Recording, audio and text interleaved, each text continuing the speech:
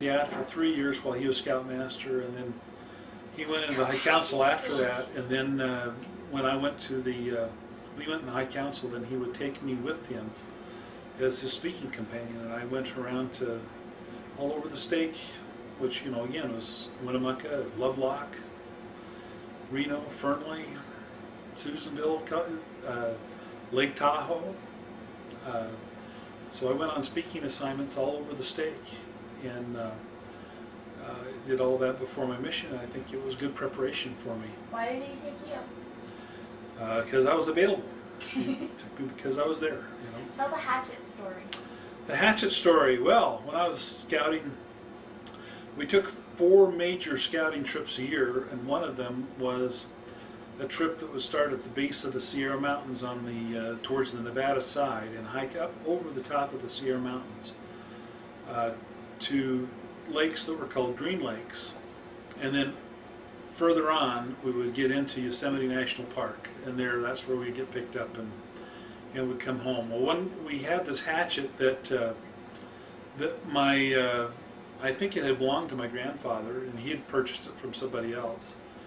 Great big old left-handed hatchet. Nobody has a left-handed hatchet, but this was a left-handed hatchet, and it was heavy. I don't know why we took this thing, but I guess the only thing we took to break up wood for campfires. And I was in charge of this thing one year, and as we hiked up to Green Lakes, I went and grabbed the wood, and I buried the hatchet in a large log.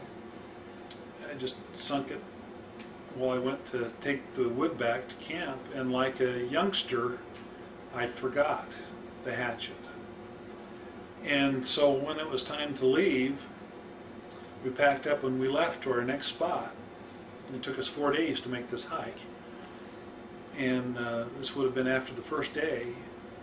I realized many miles after we had gone through there, or past that camp where I'd left the hatchet, that I had left it behind.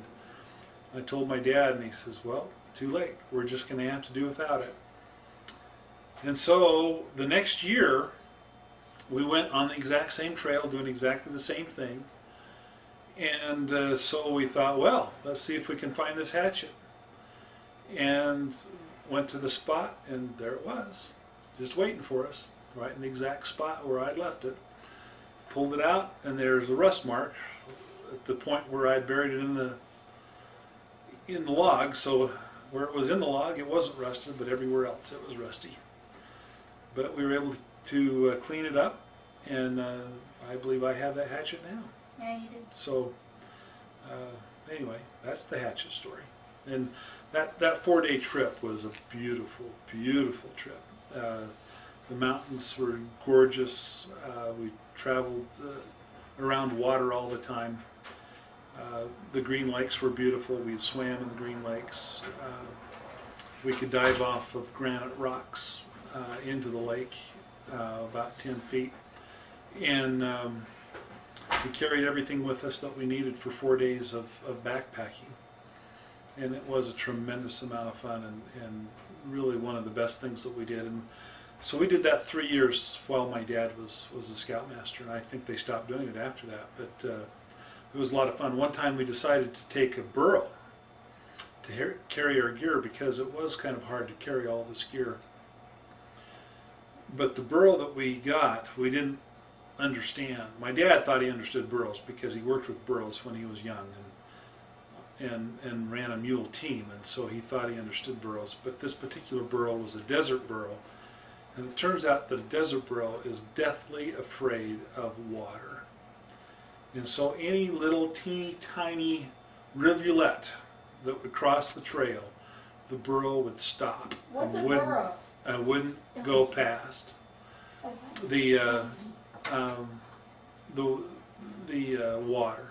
And we'd have to push and pull and tug, get behind him, and then finally he would jump, and as he'd jump, his backpack would fly everywhere.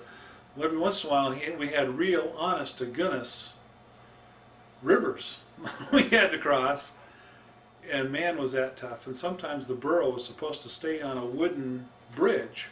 It would only be about 3 feet wide, which was not a problem for a horse, but for this dumb burro, instead of staying on the bridge, he'd jump off into the river and hurt himself and get wet and dump the pack off in the water, and just it was just a mess.